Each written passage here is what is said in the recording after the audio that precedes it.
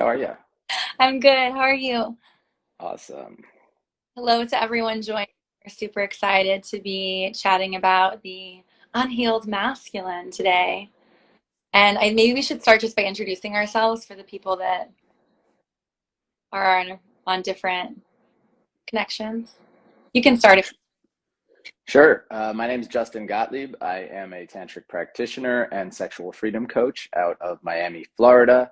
I work with men, women, any individuals, and couples to help them come into their hearts and experience what we all deserve, which is love and pleasure in our lives. Beautiful. Thank you, Justin, for being here, and thank you for suggesting that we chat. So my name is Leola. I am the host of Talk Tantra to Me, the podcast. I am also a sacred intimacy mentor and muse, which means that I work with people, couples, and individuals, both in person and virtually, to reclaim their raw, to heal sexual wounds, and also to look at how intimacy evolves as our collective conscious evolves, and not just our sexual intimacy, but also our intimacy with ourselves, our spiritual intimacy, our emotional intimacy, our physical intimacy that isn't sexual, intellectual intimacy, etc. So thank you everyone for being here. And I suppose we'll get started chatting about the unhealed masculine. Justin, what does this mean to you? I've been seeing this come up in a lot of different ways in my life, and it can be very frustrating being on the other end of the unhealed masculine. It is, in my opinion, it's when you were taking from someone, and you're becoming the perpetrator of something that is typically non-consensual. And I see it all the time, and even just taking someone's time. I see it when you're moving your energy onto someone who isn't accepting of it, even not understanding social cues. So unfortunately, I see it a lot with men to women. And that's kind of where I'm focusing and kind of why this conversation came up, because I was frustrated to see this all the time. And I get that we all have masculine energy and feminine energy, and we know that whole drill. But when it comes to the unhealed masculine, it seems to show up in men all the time. And it shows up when, they are coming to a woman and hitting on them, for lack of a better term. And they're not getting that, this isn't the time or place, or they're not interested, and they just keep kind of going with it, breaking someone's boundaries in various different ways. And it's an epidemic, if you ask me. And I think it's really time we address it and start to feel into how can we heal and support this unhealed masculine, but also be sure that if it is still existing, which, it may take some time to heal this issue that's been going on for thousands of years, that we can protect ourselves. Yeah, absolutely. I really resonate with everything that you said. Just as like a female growing up in this world, it's very challenging across the board. And I believe we're at this beautiful moment in the evolution of our collective consciousness where we get to address this, where we get to shine our lights into this, darkness of our human expression and give it space to, evolve and to grow. And, as with any evolution or growth, as our collective consciousness is evolving, there are growing pains. And to me, that's really where we're at right now. We're all really feeling this like unhealed masculine just being projected, and it's painful, but that's growing pains. And once we move through this on the other side, I believe there truly is a more equitable and safe, environment for everyone. Yes, thank you. And I think that's the goal, is let's create a safe environment for everyone to be themselves. Because what happens when the unhealed masculine takes over, people don't want to do things. They don't want to heal. They don't want to express themselves. They don't want to feel what it's like to be free. And that limits pleasure in our lives. And now we're feeling guarded, and now we're not feeling safe. So we're not connecting in the way that we should. We're not able to be present if we're worried about someone bothering us, someone taking our time, someone taking our energy, maybe someone physically coming into our space that we don't want. So I think one of the really important things to understand here is that you don't owe anyone anything. If you were walking down the street and someone comes up to you and is like, oh, hey, I wanted to chat with you, or oh, what's your name, and all whatever they want to do, you could just very politely say, no, thank you. You can politely say, if you're at the beach reading a book and someone comes up and disturbs you and, is asking whatever it is, just to be able to say, I'm sorry, respectfully, I am going to be by myself right now, or I'd like to continue working on what I was just doing. And you don't even have to say, I'm sorry. You don't have to apologize. You don't have to do anything. You don't owe anyone anything. And I think that's the most important part, because step one right now with what's going on, since this has been happening for a long time, is protecting your own energy, being strong in your boundaries, so that not only, number one, you're protected and that you are speaking your truth, your throat chakra is opening up, you're empowering yourself. It can be an empowering experience to tell someone to fuck off. It really can. And you shouldn't feel shame or guilt or anything about that, because you're an autonomous, sovereign being. And although it's nice to be loved and to be connecting, and that's the way you can still have these experiences, but to walk away going, yeah, I own my power right there. And the second part of that is you're teaching someone. Someone is walking away going, oh my God, like maybe I just disturbed that person, or I was disrespectful, or whatever. The problem that I'm seeing, which is where I don't have an answer, is that a lot of people don't walk away. You know, the perpetrators of these kind of experiences don't walk away going, oh man, like I shouldn't have done that. They walk away going, oh, what a bitch, or oh, like fuck that, or fuck her. And then they get angry and defensive. So those individuals is like where I'm making a call to the community. It's like, what do we do? What can we do to support those people? Yeah, absolutely. And if at any point anyone has any questions or suggestions for anything that we're talking about, but specifically that, feel free to drop it in the chat box, and would love to address that as well. I really resonate with this idea of like, yes, like women need to like have boundaries and be, you know, really in their power to not feed this monster. At the same time, how do we go to the source of this, right? And I actually, this is a big part of why I'm doing this work specifically. You know, in my life before I was, you know, working in Tantra full time, I was a freelance writer, and I did some pro bono work for a nonprofit that was based in India, and they freed, you know, young girls and children from sex trafficking, which is something that's super close to my heart. And I am so grateful that I had that opportunity. I learned so much, and it was also just super gratifying to go. So I essentially did like all their web copy, and then they ended up inviting me to India to go film a documentary about the work that they were doing. So my role in this was to do the interviewing. So I interviewed the survivors. I interviewed the raiders, people that went in and busted. I interviewed the social workers, etc. And it was beautiful work they were doing, obviously, like freeing these girls and arresting the bad guys. But I couldn't help but think, how is this getting the root of the issue? Like, there's a psychological issue with this society. And I'm not just saying this is just in India, because the United States is one of the worst sex trafficking, you know, spaces in the world. This is just where I personally was seeing it, because I was a part of this documentary.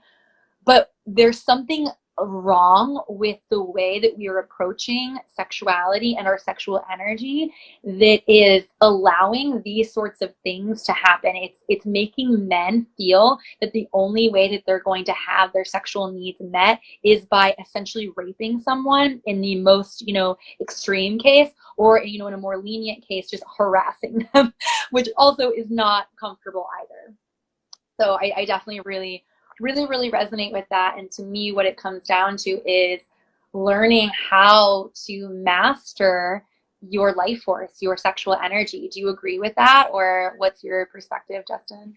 Yeah, I think a lot of this is generally men that aren't having their needs met, and they're not going to the steps of like, oh, maybe I could learn how to do this, or I can go to a men's group and I could connect with others. They're going to porn, and then that porn is likely cycling into the real world.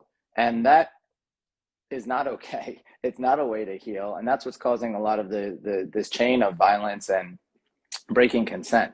So why aren't so many men getting the intimacy and love that they need? I mean, we can look at, you know, the media and social media. We can look at so many different areas of life where they're not connecting. You know, what's going on? Are men disconnected from their hearts? Is there a biological thing that's happening within men that's making this more common in men than women? So it's hard to say what's really causing it, but clearly we need to get to the root, like you mentioned, because the responsibility does not fall on the victim, right? Yeah. But sometimes it's like, okay, so I see people I go to the beach, right? And I see the same people there all the time, constantly doing things that are inappropriate. It's a nude beach, so let me put it into context. Masturbating Uh, at the nude beach, going up to women and just not getting a clue like that. They're not interested. They're actually, on their own. Some woman was doing yoga, and then all of a sudden a guy is just like standing right next to her, staring at her like this while she's doing yoga at the beach. And it's like, do you want every single woman to not come to this beach? Are you trying to scare people away? Like, what part of you goes, that's okay? And I started to realize that some of these men just never had social education of like boundaries and like energy, and like, can you feel into a room and be like, okay, that's probably not a person to approach right now. They're in the middle of something intimate, or this person's completely naked and they might feel uncomfortable if you're staring at their yoni while they're doing yoga, right? But they don't seem to get it. And I think they keep coming back, and this becomes a trend when they're not reprimanded in a way that is doing anything, right? Where's the accountability? Because they could go to one person, that person's like, okay, oh, whatever. Maybe they even take it for a little bit. They have a conversation and then they walk away. They don't get what they want per se, but they feel like that was okay. Now I'm going to go try someone else and someone else and someone else. And that's where they just keep coming back. Because I'm like, how could this same guy who I just saw last week doing something, who I said, like, that's not okay, you can't do that, I'm going to call the cops on you next time, they still come back. It's like there's not enough of an accountability or reprimanding that they learn. So what do we do? And I think that's why I go to sometimes just being strong in your boundaries. Because if every single time these people would come up to you, they were just met with an immediate energy of don't mess with me, they yeah. might stop doing it. They might start to learn something different. Yeah, I think you're totally right. And it's very challenging for, again, I think that we're speaking towards, I think, both of our experience, right? I'm a woman that's, heterosexual, you're a man that's heterosexual. And I want to be clear that this is obviously happening, all across the non-binary spectrum. But, getting back to my point, like as a woman who is socialized as a woman, like we're told to be quiet and to be agreeable and to not make noise and to not make a fuss. So it's so challenging to, stand up and to empower in that way. And I think that goes back into what is the inner work for the feminine to do in this space, to allow that wildness to come out, to, be very clear about boundaries. And it's challenging. It's definitely very challenging. It's something that I've struggled with immensely in this lifetime, and I am still working to get in touch with what parts of myself am I suppressing that's doing me a disservice. Yeah, and great points. And on my side of things, Bobby in the comment just brought up a good point. He's saying they're not reprimanded or feeling connected. They may not have real friends or for example. So yeah, there's a connection that could be missing, right? I'm lucky enough in my life to have amazing brothers, to have hosted brotherhood groups, to have gone to many different brotherhood circles. And I don't see those people there, right? Like they're not marketing to them, or I don't know what it is. They're not feeling comfortable going to those circles to meet the friends, but it's clear that they don't have a circle, right? The guys that I see at this beach all the time are there alone. They are not coming up with a group of friends and doing this. They're there by themselves. So there's some isolation and lack of social qualities that's happening here that needs to be addressed in some way. So I ask you, and again, this is a conversation. I don't have all the answers. I think we brought this up to start something here. But what do we do to support people that are lonely, not understanding social cues or boundaries, and like literally going to public places to meet people to get their rocks off, right? Or to get what they want without any concern of somebody else?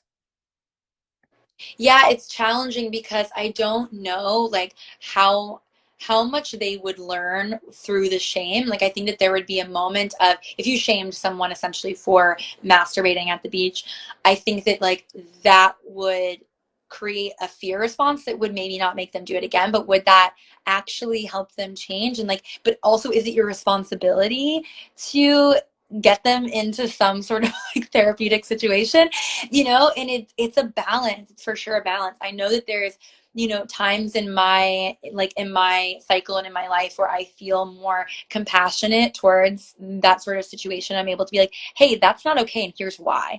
And then there's other times where I'm just like, fuck off, and how do we do that? How do we distinguish?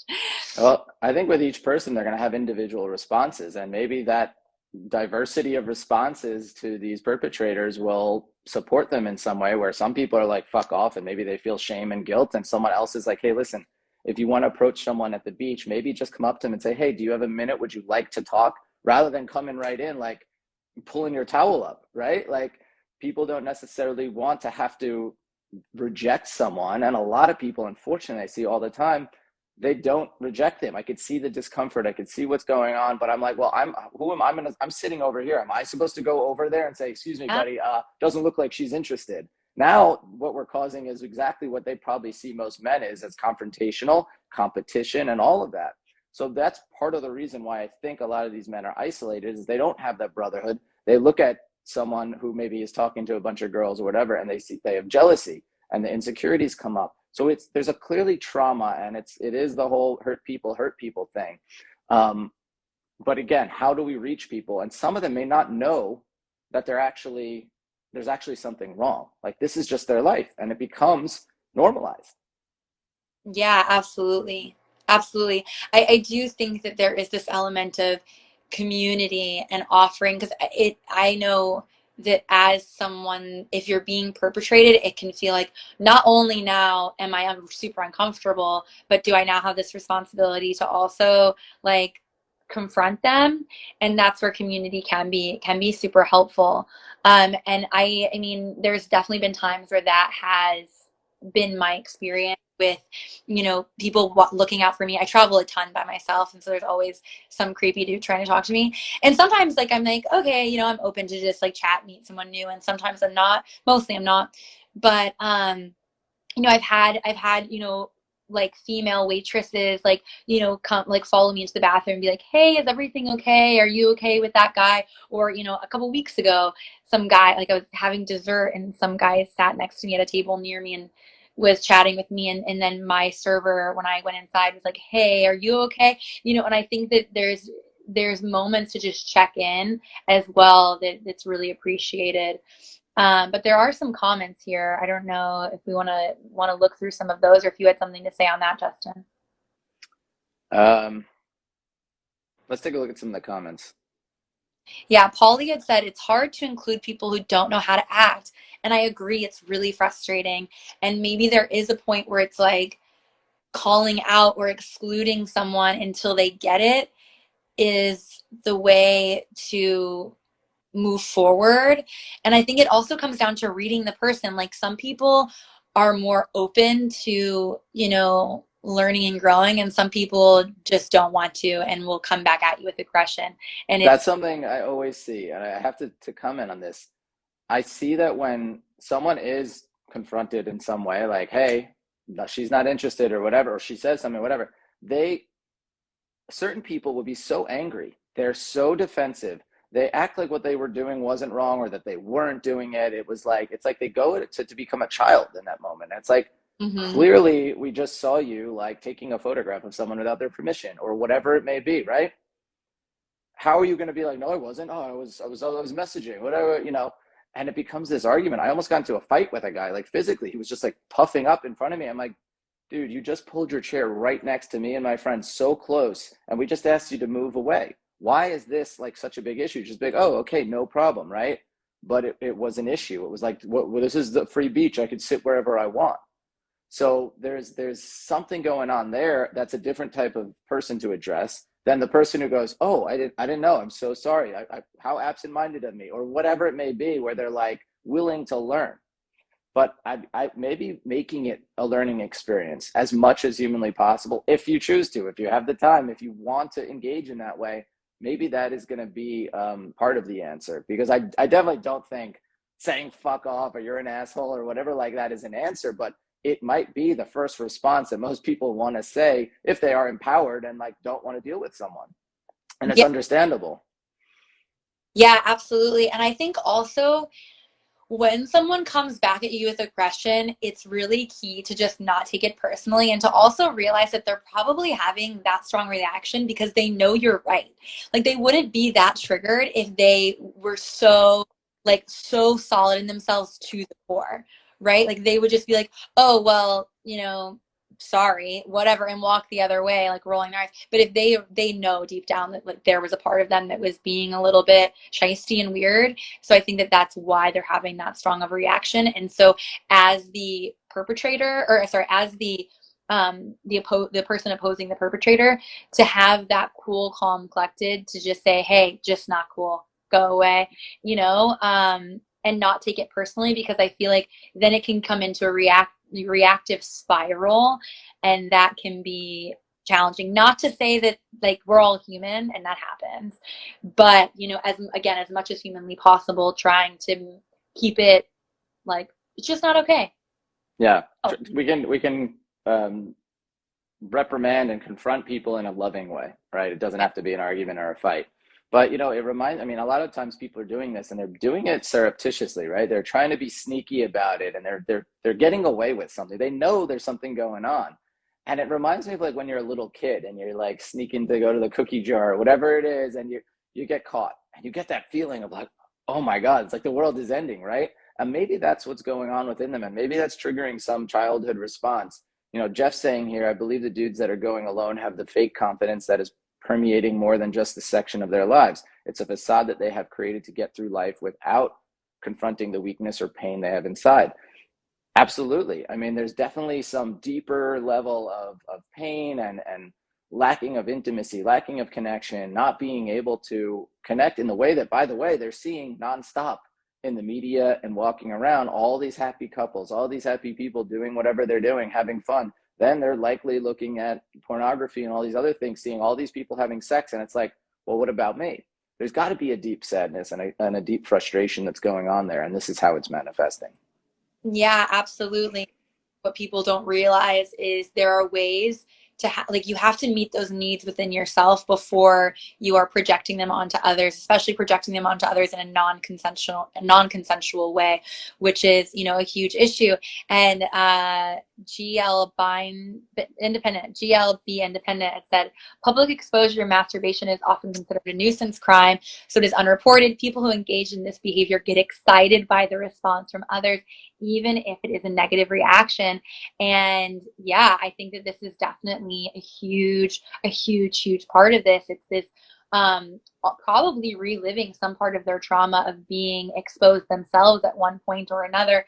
And to me, this also comes back to, how much are we sexualizing nudity? How much are we sexualizing people being sexual, right? It's funny that she mentions this because a similar situation happened once. I had a friend that literally chased after a guy who broke boundaries of some people in our group. He ran after them. The guy was running as fast as he could, chasing this guy. And I'm thinking that this guy is never going to do this again. He literally is being chased by like a big, strong guy down the beach into the parking lot. He's got his phone. He's like calling the police on this guy he's chasing. And I never saw that guy again at the beach. Now, I don't know if he was visiting or whatever, but you just wonder, it's like, does it take that much? Which again, he wasn't going to beat him up, I hope, but like, does it take that much? Is that much of the fear that needs to get it out? Because that can't be the answer. But sometimes it's like there's no other choice if someone's not getting it. Yeah, and I think unfortunately, what probably happens too is even if that person is never going to the beach again, they're probably projecting that elsewhere, whether it's at a park or, like looking into people's windows or whatever it is. And that can be really challenging too, because a lot of people just aren't even aware how that they have this issue and how much it's, affecting themselves and affecting other people. It's easy for them to just kind of, stuff it down and then allow it to come out in really unhealthy ways and then forget about it again until it comes out again. And I think that that's why, again, it's really important for us to have conversations, for more people to step into this space and take accountability so that we can show that there are other ways to, project this energy. There are other channels to explore our sexuality that aren't projecting them again non-consensually onto others. Yeah, absolutely. And It's interesting because I run a nude yoga event in my backyard. It's a beautiful garden backyard, and we had 20 people here on Tuesday, and we just had this beautiful experience dropping into just our bodies and being nude and not having it be anything.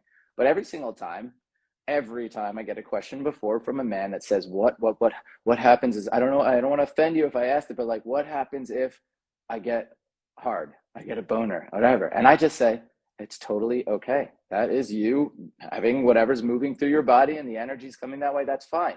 And that's different than giving yourself an erection, right? You're not going to be touching ourselves. This is a non-sexual thing, but your natural body being the way it is, that it's okay. But that makes me feel like there's a innate fear of their own sexuality, and like maybe there's a fear of this aggressiveness and this being a man and the testosterone and whatever's going on. And for some people, they're pushing that down, and maybe it just bursts at certain points, and maybe for other people they have no filter and they're not pushing it down, and they're just like, oh, I'm just going to let it all out here at the beach, or I'm going to go harass this girl until, you know, she goes on a date with me, or whatever it is. So there's clearly a lot of different personalities and different energies at play here. We have Yeah. another comment. Oh, go ahead. Yeah, I'll just kind of follow up on that. I mean, it's interesting because men specifically, like they show, when they're aroused, but like I'm aroused eating a piece of fruit, it's not, and that doesn't mean that I'm like gonna fuck the fruit. It's not, not sexualizing the fruit. It's just I'm fully present in my body right now and it's turning me on. I'm turned on by life itself. And I think that so often the only times that people allow themselves to be fully present with their bodies and allow themselves to be turned on by life is when they're in a very erotic setting. And that's another invitation for us to get more comfortable with, being excited about life, on the day to day. And I'm not sure which comment you were going to address, but we can go into that. Yeah. Well, you just brought up another good point, and that's a lot of what we teach in Tantra is about, manifesting with your sexual energy and being alive with life all the time, but not necessarily having that have to be sexual. And I think that is something that women generally have addressed quite a bit and really are able to tap into. But for men, we've been pushing it down for far too long. And basically, sexual energy means sex for us. Mm. Sexual energy means masturbation. That means porn. It doesn't mean, oh, I feel so like aroused right now, I'm going to go paint, right? It doesn't mean I'm going to go put on my favorite song and dance, right? Like there's a few very feminine energy men that I know that might do that, a few, but most men are going straight to the sexuality. So there's a link there that's like, it feels almost unbreakable, but we need to start to rewire this. And this is a lot of the work that I do with men, is to reconnect to your heart and moving that sexual energy around and outward from the genitals, so that we're actually talking now about transmuting that energy. Yeah, it's almost like it's just so when you're aroused, it's like so overwhelming and excited that I need to like get it out of my body as fast as possible. Like I can't handle having this much pleasure. I need to project it out. And I think that the intention is here is how do I sit with this and how do I move it, which is, again, very tantric and very beautiful and a really holistic expression of our humanity as well. Beautiful. Yes. More of that. How do you guys suggest men that have full schedules get invoked in social circles? Well, I'll answer that from, how does anyone get involved in social circles and meet people? And I address this a lot in my coaching program for people that are looking to date or meet, meet a partner, right? Think about what it is you like to do. What is it, things that you like to do? Maybe you love tennis. Maybe you love, a certain topic or different groups or whatever it is. Go and find that wherever there's groups doing that, and just insert yourself into that kind of thing. I mean, like there's all kinds of sports leagues, right? There's all kinds of different hobby leagues and different hobby groups that you can join. There's so many places that you can go that the one thing most people don't do is just have the confidence to be able to go out there and be social and meet people. But you'll see that when you go, most people are really nice and really friendly. And if you can go and do that, not only is this a great way to meet other men or women or whoever in social circles, but to also start to, maybe if you are someone who feels that maybe you are perpetrating, maybe you do have a lot of unhealed masculine, to go there and go to learn, not go to insert yourself onto other people and their energies, but instead just to go there and be like, all right, let me notice how other people are interacting. Sometimes just being aware and watching others do whatever it is that you want to do, or get whatever it is that you want to get, could be a really good way to learn. So instead of seeing people or other men as competition, maybe start to befriend them. Maybe start to just at least watch and see, what are they doing and what am I doing? And notice that there's a big gap. Yeah, absolutely. I also think, talking about someone with a busy schedule, look really closely at what your priorities are. So many of us, busy ourselves with things that we don't really like, we're not really getting a lot from, whether it's, work or, relationships that are no longer serving us, friendships or romantic or otherwise, other addictions. And we're not realizing that this is, actually not really great for us anymore. So how can we redirect this into something that's going to be more expansive so that we can actually sit with what's going on? Again, so many of our activities are focused on like bringing your attention away from yourself as a distraction from what's going on inside. But are there any social activities that you're currently a part of that allow you to be with other people, but also be with yourself and go within rather than as a distraction from yourself?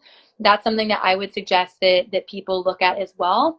And another thing is, I think that anyone that's listening to this truly has a duty to be one of the individuals that starts to bring this wisdom into the mainstream, that brings it into their, closest communities and circles.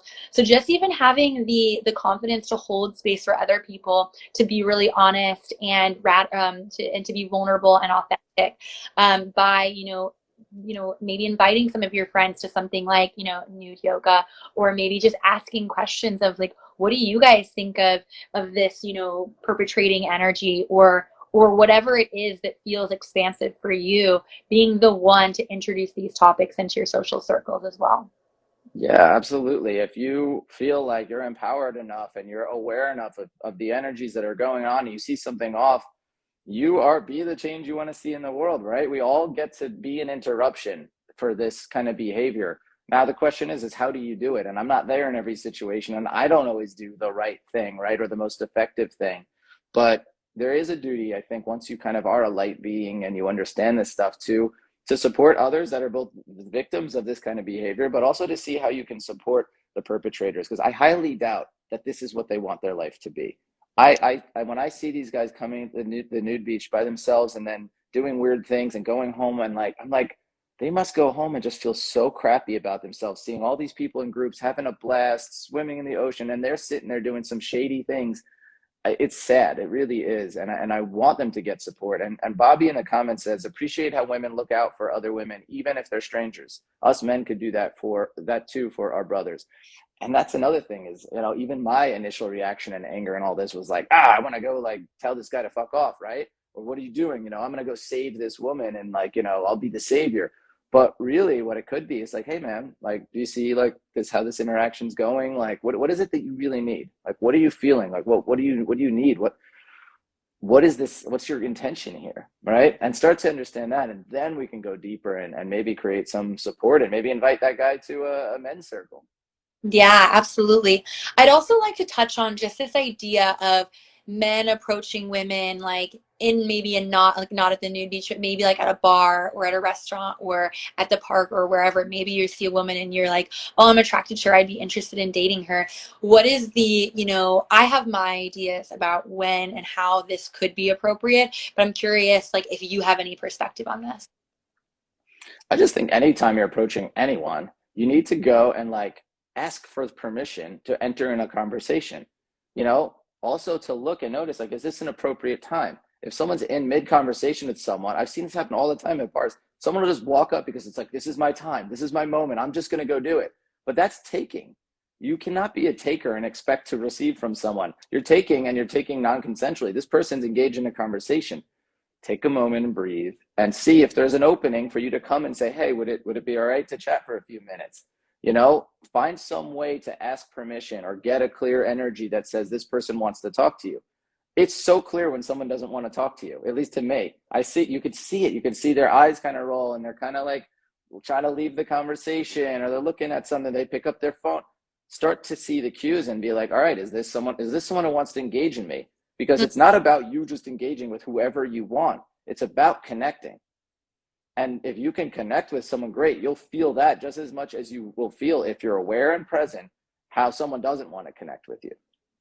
Yeah, absolutely. I'm really happy that we're touching on this too, because I don't want to encourage people to just never approach people ever again. Like, I do think that, it's beautiful. It's a beautiful way to meet someone in person, to approach them, whether it's, for the purpose of, romantic interest or otherwise. And I also think it's really important to go into that setting as, as the one that's, approaching the other. And I'm going to use the heterosexual male, hitting on the heterosexual female, going into it without expectation, to like be aware that, she might just not be open to that, and that's okay. She might have a partner. Like, there could be a million reasons, and not to take it personally, for one.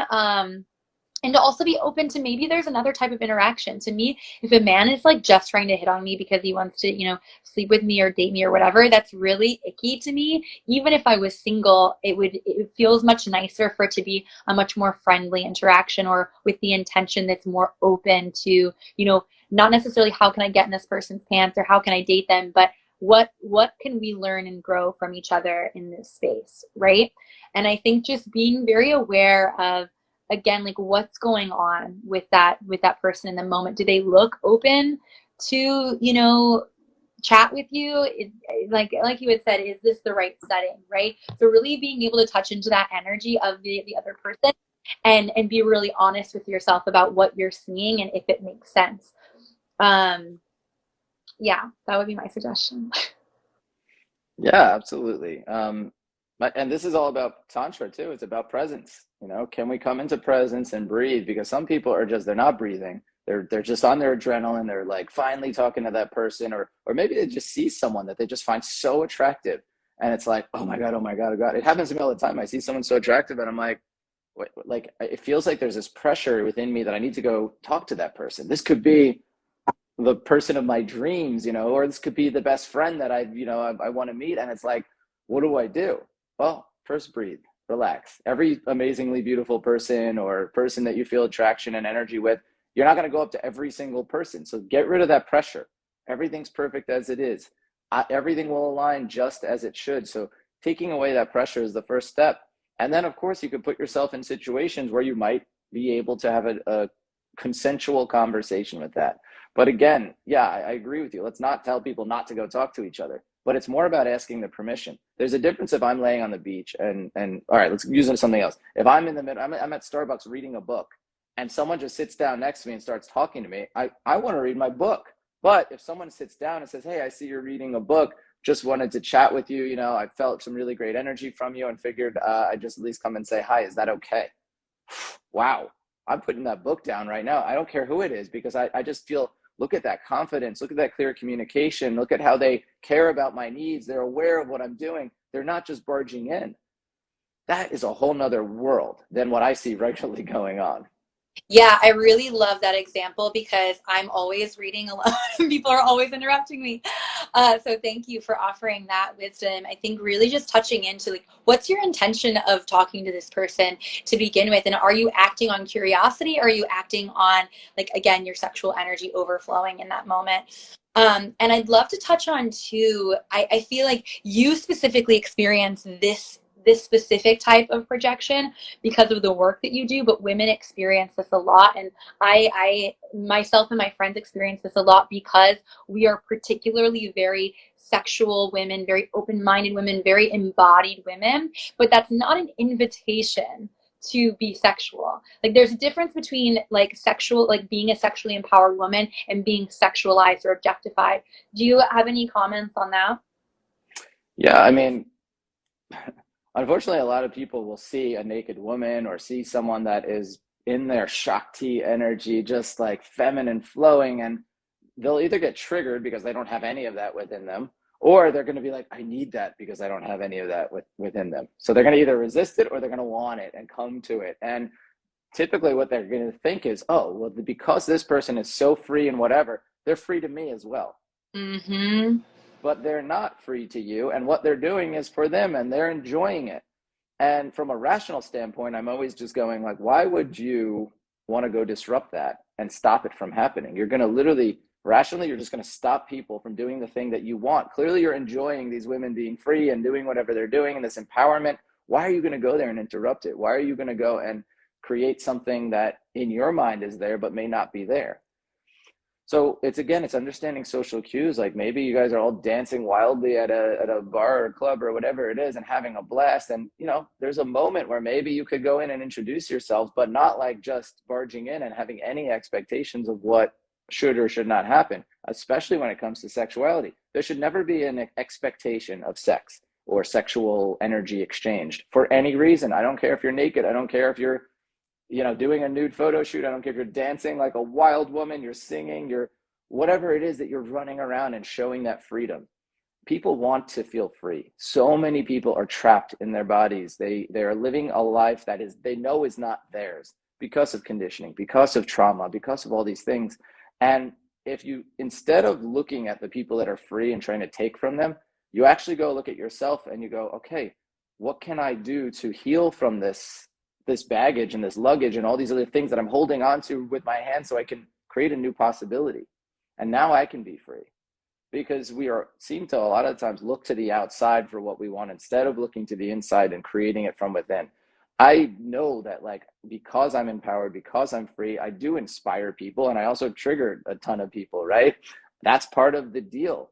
But I also know people don't typically come up and break my boundaries. They don't come to my events at my nude yoga event and get weird and do something inappropriate. I was worried about that when I started this event. I'm like, what happens if I get a creepy person who's doing all this, perverted things or whatever? I'm going to have to, but I'm just like, if it happens, I'll address it and I'll kick that person out if they're doing anything, breaking the ground rules.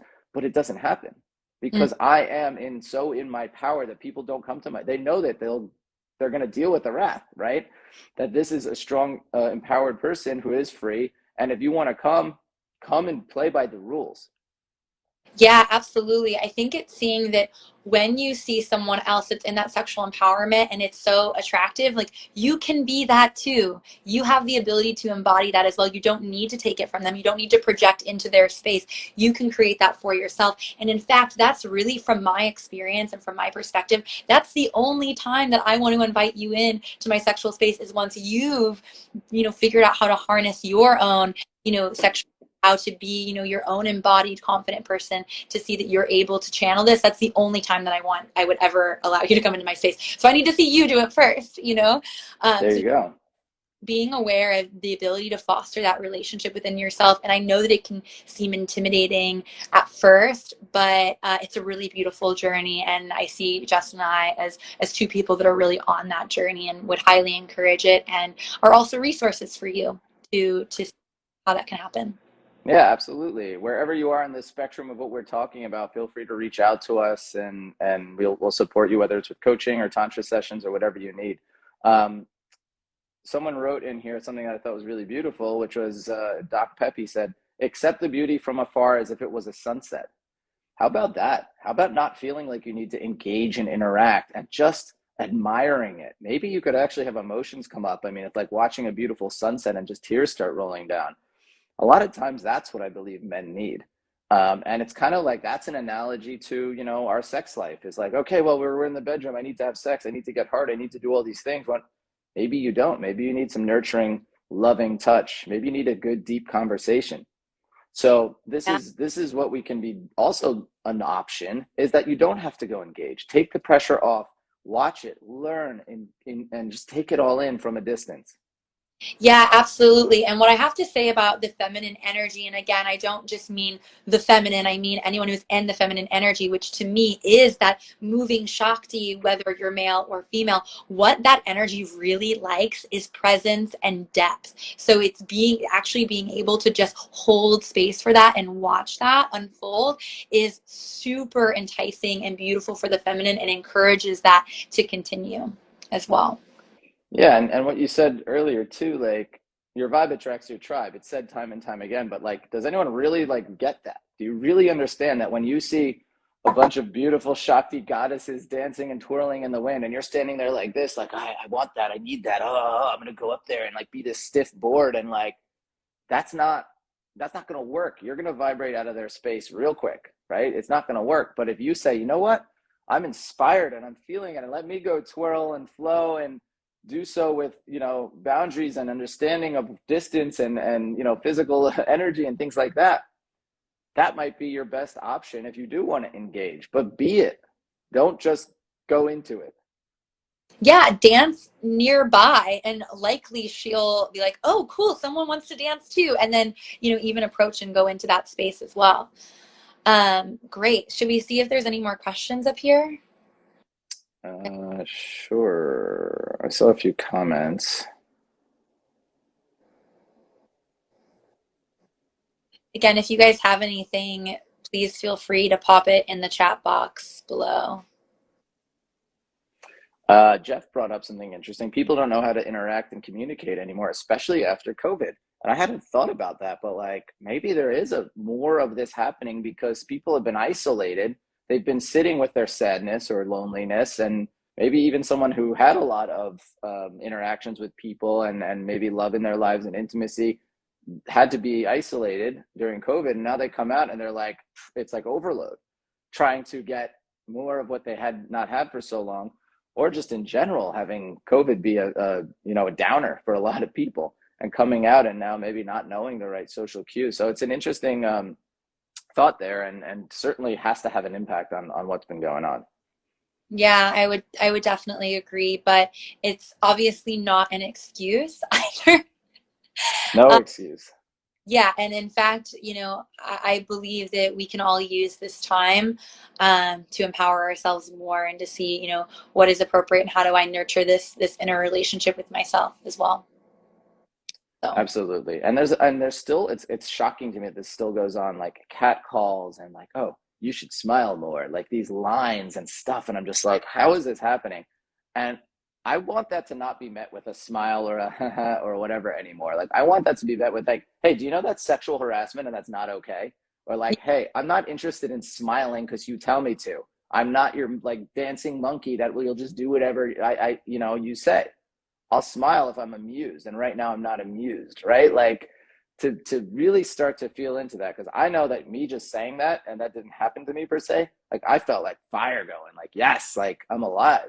yeah, And I've unfortunately been, you know, the target of a lot of this stuff, which I never had to deal with too much in my life, but now with the work that I do, and you know, I have men that call me and they are acting like they want to do a coaching session or something with me, and then they start talking about some story, and like there's a moment where I just go, this feels off. And it's like you have to be aware and present to find it very early on, and I'm just like, this feels off. And next thing I know, this is a true story, this guy starts telling me, he goes, you know, I read this book, and it was a book I recommended to people about Tantra, The Art of Sexual Ecstasy by Margot Anand. And he's like mentioning, I'm like, oh, maybe this guy's followed my stuff. And then all of a sudden he's like, yeah, so I've been reading the book with my mother, and, you know, and like, you know, do you get a lot of clients that do this work with their mother? Because I'd like to do some exercises with her. And I'm like, oh my God, like this guy's creating his incest fantasy, talking to me about it. And like, he's just non-consensually forced me into his like sick, twisted fantasy. And I, of course, just hung up, but like, that left me feeling like, ew, like dirty, like disgusting. And I'm like, I just got like used by this. And like, the second I had that feeling, I should have just been like, you know what, this doesn't feel right, and I'm gonna yeah. go. Yeah, I really think it comes down to trusting yourself and touching into that, which is it comes in layers. I mean, when I first started working in this space, my, you know, my process of, you know, choosing clients and allowing people into my space was much different than it is now. But I think that really like learning to trust yourself in your intuition is the strongest piece. It's unfortunate because our society really teaches us not to like tap into our intuition, that is actually dangerous, in the same way that, you know, if we think about like anyone that listens to their intuition is crazy, right? Because they're seeing things or they're hearing things or they're feeling things that aren't there, when in reality, like this is your reading energy. You're touching into someone's intentions. So that's not wrong, that's not bad. And in fact, it's your greatest superpower. It's going to keep you safe. And I think that that's the invitation there, is to figure out how you can, you know, trust yourself more. Absolutely. You know, one of my master teacher taught me the most important lesson in all of this is that we are God or goddess, and we're creating our own reality in every minute, and we don't have to figure it out. We are here as spirit in the human form, and the signs are all there, but we have to listen to them. And we're typically too busy figuring them out rather than hearing the words come from the divine or feeling it in our body that this isn't the right path or this is the right path or whatever it is. And this is why Tantra and yoga and all the other kind of conscious spiritual exercises and disciplines are so powerful, because we come into our body, we practice feeling it, and then we know in that moment, like, something's off. That's the sign. I'm going to go this way. Or, wow, this feels really, really good. This feels right. This is like, yes, I'm going to lean into it. But that's the practice. If you want to know how to start seeing and feeling the signs, do that. And also practice surrender. Just surrender and feel into what's coming your way and why it's happening, and know that it's the perfect lesson, or know that it's there to guide you. And it's so much an easier life doing that. There's a few comments I'd love to jump into here. First of all, a few people did mention that they felt like they can't talk to people now after COVID. They've lost their ability. Another guy I know, Jeff, who's amazing and does comedy improv and teaches some kind of transformational work, says that his classes have become way more full because of this exact thing. People just don't remember how to interact. It's not an excuse, but there's help out there. So yeah, Jeff Quintana Comedy, amazing if you want to check his stuff out. Someone else wrote, how can I overcome fear at the moment or even before you're making love to a woman has been happening lately, that my mind is playing this trick. I don't know what that means, but I will tell you this, in Tantra, you want to get out of your head, right? Forget about what needs to happen, what you think needs to happen. Just come into your body, breathe and be present. And this is, one of the great lessons of Tantra, is that you will find out what was meant to happen in that lovemaking experience, or that self-pleasure experience, or that trip that you took. I bought a one-way ticket to Japan once and just said, all right, we're going to see what happens. I have no end date. I have no definitive plan of where to go. And let me tell you something. I ended up a month in Bali, a month in Thailand, a month in Vietnam, because people were like, oh, you got to go here. I mean, that's the sign. All right, I'm going to Phang Na in Vietnam, that like nobody knows unless you're a backpacker. And all of a sudden I ended up in literally the most beautiful, amazing 4 or 5 days of my life in this place that I did not know existed. I could have never have told you where this place was or anything about it. And then there I am. Well, that's surrender. That's just trust. Instead of having to go, well, I have to go here, here, here, and then I'm going to be back here and there. You let that travel plan be a plan for your life, a plan for the bedroom, of just see what shows up for you before you have to pick a path. Yeah, absolutely. And I think definitely, having these practices with mindfulness, as you were saying before, yoga, meditation, are sort of the tools that set you up for when you are in those moments that are triggering, are in those moments. Like, for example, being at the beach and watching someone, be bothered. If you are already in the practice of being present, then those reactions become much easier because they're more conscious, right? So definitely encourage, finding ways to evoke presence into your day-to-day, so that becomes your habit rather than your reaction. And on that, you just brought something up that reminded me of this. Now we're at the advanced level. You only got, 10 minutes left if we're doing this for an hour or so. We're at the advanced level now. So the next level of consciousness is, well, if it's happening in my space, it's happening within me. So if I am seeing this happen at the beach over and over again, clearly there's a part of me that is either not getting the social clues or breaking boundaries or whatever somewhere. And that doesn't mean it's in the same way. It doesn't mean that I'm doing that with a woman at the beach. It might mean I'm doing that with myself. Maybe I'm allowing too many calls and too many interactions. My schedule is full. I'm overwhelmed. Well, I'm breaking my own boundary right there. So to be able to take every experience you see on the outside as a mirror for something within you, now you're really doing the work. So as much as we focused on what to do out there, don't forget, no matter where you are in this spectrum, and I'm sure there's people that know, they're like, shit, I'm that perpetrator at times. We all have probably been in some way, shape, or form in our lives. So this isn't a point fingers at everyone else. We've all been there to some level, right? So Yeah. wherever you are, to be able to say like, all right, let's have compassion. And let's also say, realize that if it's showing up in my space, it's somewhere within me too. Yeah, absolutely. Beautiful. Thank you for sharing that. And I think that that's a really good piece to kind of be closing out on, this idea that as above, so below, and really looking at where within yourself are you withholding love? Where within yourself are you withholding acceptance? And how can you bring consciousness to that so that it's not even so triggering to be observing these things, and you're able to, again, come at it with a level of healing and presence. So beautiful. Any last pieces you want to touch on, Justin?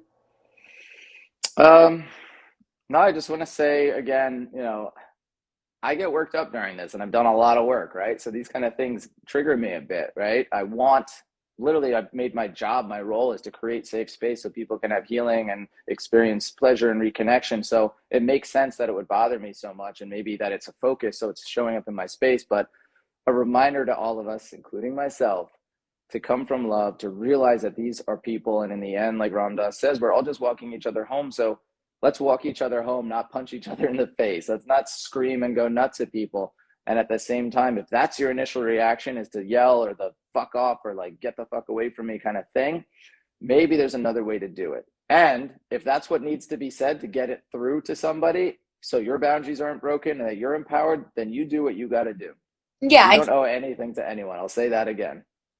let's also not enable other people to, be harmful towards others. That's another, thing to touch on as well. Absolutely. I think that's where I keep thinking this is the answer, but I know that it's so much deeper. Is like, well, if everyone who was like a victim to this stuff just like was like really strong in their boundaries, then by the like behavioral therapy, they would just be like, oh, this doesn't work. Now I'll do this. But there is mental illness going on. There's a deeper stuff that's happening here, and that all gets to be addressed. So I hope that everyone sees that this is an ongoing conversation, and it's a living organism that we're all a part of in some way. So if we can just shine some light onto this through this conversation, if you can share this and share this conversation with your loved ones, and maybe help someone out, maybe invite someone to a spiritual circle or men's group or anything that you're doing, or just have a candid conversation with someone. It can be such a beautiful healing experience for both parties. Yeah, absolutely. 100%. Having this wisdom and having this awareness is really going to be the greatest superpower in how we grow through this, how we ascend this growing pain and build a society that feels much safer for everyone. So Thank you. thank you, Justin. Thank you so much. It's always a pleasure speaking to you. And thanks for creating this space. And let's do it again soon. Yeah, absolutely. This will also be going on the podcast Talk Tantra to Me. And there is another episode with Justin on the podcast. I forgot the exact number, but it's something along the lines of why work with a tantric practitioner, and Justin's name is attached to it as well. So if you'd like to hear more of us engaging, that is a place to go. Thank you. Yes. And if you're not already following me, Tantra Love Coach on Instagram, and feel free to reach out if you're interested in going deeper into this work. Beautiful. Thank you.